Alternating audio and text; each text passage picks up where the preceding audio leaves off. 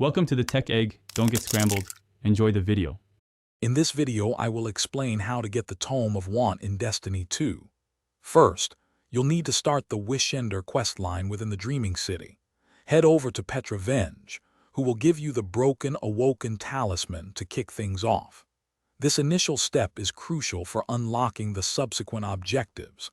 After that, prepare to delve into the challenging Shattered Throne dungeon, as completing it is essential for advancing your quest.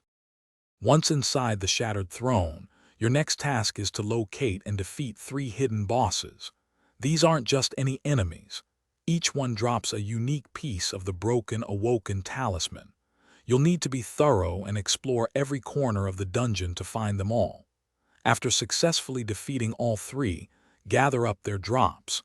Collecting all 3 talisman pieces is vital to repair your item and move forward in the quest.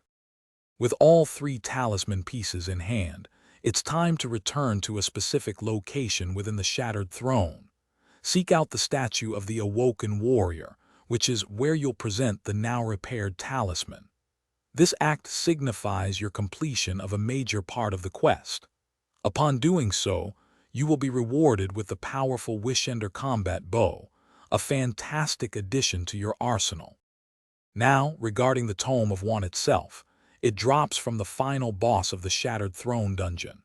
It's important to note that this isn't a guaranteed drop, so you might need to complete the dungeon multiple times to acquire it.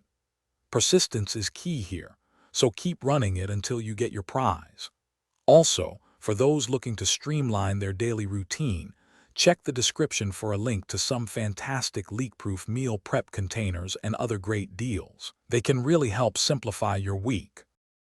Thanks for watching. Consider subscribing if I helped unscramble your problems.